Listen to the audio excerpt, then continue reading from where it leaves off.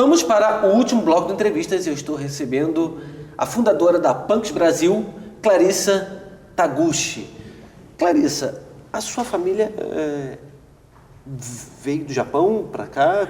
Como foi? Sim. Veio na época dos meus avós, né? Meus pais já nasceram aqui. Só que eles são de São Paulo e tudo, né? Hoje eles não moram... Então, seus avós são imigrantes? Meus avós, sim. É aquela questão de guerra, pós-guerra, pré-guerra, né? Uma questão histórica, eu não sei se você vai saber me responder. Seus avós também sentiram quando os americanos exigiram que Hirohito dissesse a seu povo que não era filho do sol? Então, o meu avô, outro dia eu conversei com ele já faleceu, né? Mas assim, a última vez que eu conversei com ele me contou sobre esse assunto e ele me falou que realmente no São Paulo, né, onde eles moravam, tinha muita gente que não queria acreditar nas coisas que estavam acontecendo, porque o Japão nunca perdeu uma guerra, né? Tinha aquele sentimento de que era invencível. Os japoneses que vieram para cá tinham esse sentimento de que eram invencíveis e nunca tiveram que abaixar a cabeça perdendo uma guerra. Então não sabiam o que era isso, então não aceitavam as notícias que estavam vindo de fora. O meu avô era uma pessoa muito culta, sabia ler e escrever japonês muito bem. Sabia, assim, mais do que a média, né, digamos assim. Então ele lia os jornais oficiais e sabia o que estava acontecendo oficialmente. Então ele falava, não é por aí, né? Mas ele disse que tinha muita gente que não conseguia, porque assim, há vários níveis de kanji, né, que é a escrita japonesa. Então tem níveis que são mais simples e tem níveis mais complexos. Meu avô conseguia ler todos, né? E ele dizia que tinha muitos japoneses que só conseguiam ler o básico, então eles achavam que aquilo tudo era mentira, que estava acontecendo. Então teve esse sentimento de não aceitação. Voltando aqui para o nosso assunto, falamos desses 2 potinhos da mostarda com damasco. Olha, esse aqui é o quê? É um tipo chutney. O chutney, De mostarda banana com laranja. Nossa Senhora. Esse é o mais exótico de todos, eu acredito. Esse aqui você não falou. Esse aqui é o quê? Esse aqui é um produto especial de Nova Friburgo, eu acho assim, né? Porque ela é uma geleia feita à base de limão galego, o pessoal que chama de limão caipira também, aquele limão laranjinha, né? E ela é a base para dar o conteúdo, né? E ela é temperada com lúpulo e cebola caramelizada. E o lúpulo é produzido na região. O lúpulo é produzido na região. Foi por causa da Moema, que é uma das fundadoras do lúpulo aqui acho que no Brasil até. E eles trouxeram, ela e o marido dela trouxeram para cá essa ideia e conseguiram produzir lúpulo num país que todo mundo fala que não produz lúpulo, né? Mas as grandes emissoras de televisão começaram a fazer uma campanha falando do lúpulo. Sim, porque tem muita gente... E explicando. Tem muita gente que é profissional da cerveja, que trabalha com cervejas artesanais há muito tempo e tal. Tem acho que até um nome para isso, não é... É sommelier de cerveja, mas acho que tem outro nome também. Então são sommeliers que trabalham com cerveja. Vamos falar assim, provador de cerveja. Não, e a gente encontra com essas pessoas, que a gente faz evento no Rio e São Paulo, a gente encontra com essas pessoas e elas não acreditam que tem lúpulo nacional e bom. Eu falo, não, tem, a gente dá todos os contatos, né? E foi por causa da Moema que a gente fez essa geleia. Para 2020, esse ano que está começando, a Punks Brasil está esperando o quê? Estava olhando o quê para poder crescer mais? A gente está saindo digamos assim, do pequenininho, né, que é do microempreendedorismo, está se organizando para uma escala maior.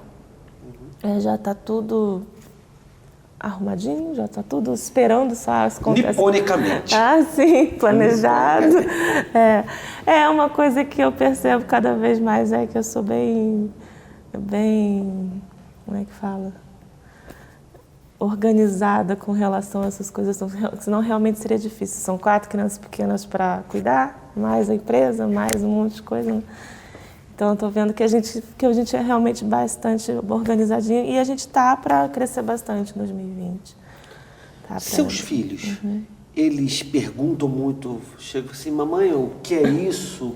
O que você está fazendo? Mas tá interessante, mas isso aqui tá mais escrito. Explique. Eles, assim, depende da idade. Por exemplo, eu tenho gêmeos com 6 anos e tenho as mais velhas de 9 e 11. As mais velhas são interessadas em saber o que a gente está fazendo. Os mais novos só querem saber... só fanfarronice, né? Os mais novos só falam, só quero comer ketchup. Né?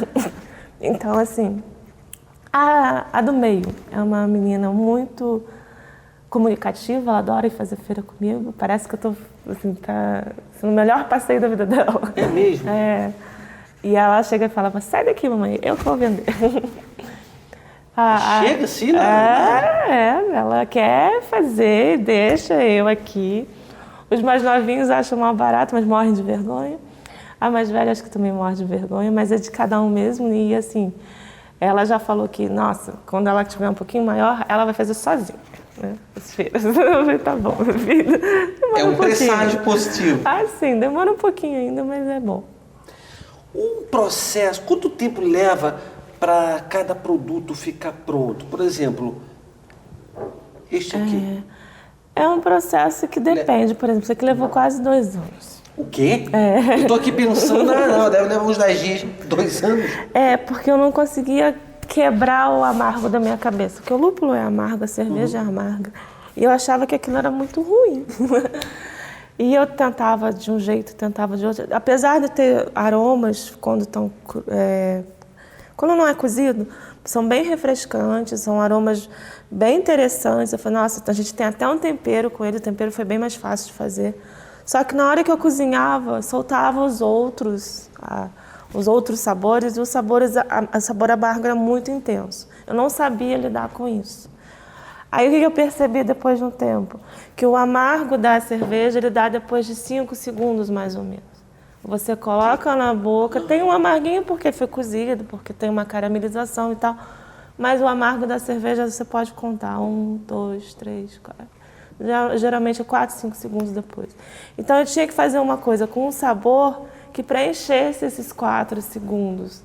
Então eu falei, o limão preenche, o açúcar, o doce preenche. Exatamente. O limão, então, ele quebra... Isso, ele quebra o amargo da cerveja. Né? Então, esse aqui é uma geleia que eu falo que é muito especial, porque ela tem vários sabores, são sabores intensos, que tem um outro sabor, que é esse último, que vem por último, que vem depois dos 4, 5 segundos. Então, fazer esse quebra-cabeça que demorou quase 2 anos. Ô Clarice, eu estou vendo aqui, olha só, você tem, olha só, cara, tipo bolonhesa de shiitake. Olha que coisa maravilhosa, para quem gosta de fazer, você pode colocar numa lasanha. Isso, a ideia era essa, né? E a ideia tipo de palhada de girassol, amendoim siciliano. Uau! E a ideia da Punks é, por exemplo, tem um potinho que a gente, não é para comer com torrada só, que a gente substitui parte do trabalho da cozinha. No jantar, no almoço. Você substitui o trabalho da cozinha por uma coisa que está pronta, mas que é uma coisa que é saudável, que não tem conservante, que vai te fazer bem. Principalmente isso, não ter conservante. Isso. E foi um trabalho duro conseguir chegar nesse resultado sem conservante, porque não é simples. Então a gente teve que usar técnicas antigas de fermentação, técnicas antigas de conservação com cachaça, vinho. A gente teve que... A Punch é o retrato de que no futuro a alimentação de nós seres humanos vai ser por aí? Então. Que vai chegar um ponto que, não, peraí, não quero mais comer industrializado, pasteurizado, alguma coisa nesse aspecto. A gente tem participado de eventos, encontros e feiras com pessoas que são de grandes empresas, ou então que estão ligados a setores grandes mesmo, de multinacionais e tal.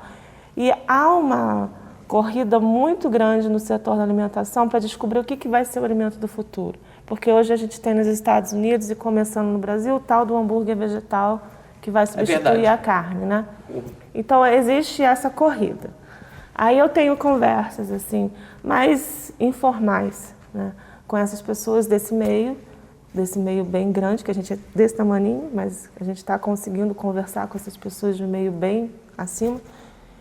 E algumas delas apresentam o nosso produto como um produto do futuro, sim, porque ele resolve questões ambientais, resolve questões nutricionais, resolve questões da própria indústria de não saber lidar com um produto sem conservante, né? Então a gente tem hoje, por exemplo, empresas gigantésimas como Coca-Cola investindo em sucos sem conservantes, refrigerantes sem conservante. A gente tem o tal do hambúrguer do futuro já aqui no Brasil, com uma marca brasileira. Qual é a marca brasileira que já tem o hambúrguer do futuro? Acho que é o hambúrguer do futuro mesmo. O nome? É uma coisa assim, do futuro. Original, hambúrguer do futuro. Acho que é Fazenda do Futuro. Ah, tá, Fazenda do Futuro. Seria uma coisa muito... Isso. E a gente tem empresas gigantescas de carne mesmo, né? Tipo Seara, tipo Perdigão, já investindo nessa alimentação baseada em planta. Que bom! Que bom que essas grandes empresas Sim.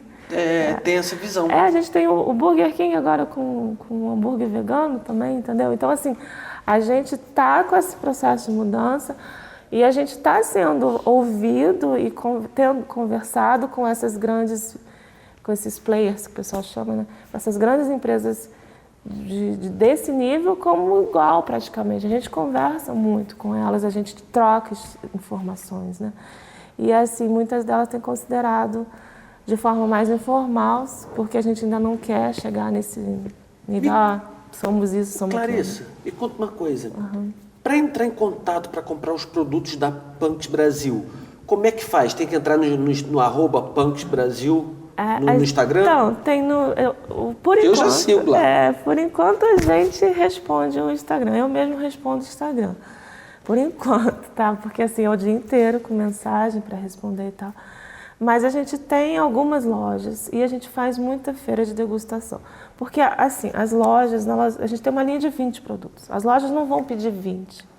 E o que a gente percebeu é que cada um tem um gosto. Então, a gente prefere ainda dar ênfase nas feiras gastronômicas. A gente está fazendo na cidade do Rio e na cidade de São Paulo. Agora vai ter uma aqui em Friburgo, só que acho que vai ser... Eu não sei a data direito. Vai ser um pouquinho antes do programa ir no ar, né? Mas a gente está tendo também algumas feiras aqui na cidade para as pessoas poderem provar todos e decidirem qual que querem, né?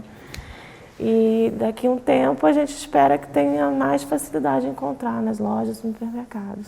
Clarissa, a entrevista chegou ao final. Muito obrigado pela sua participação.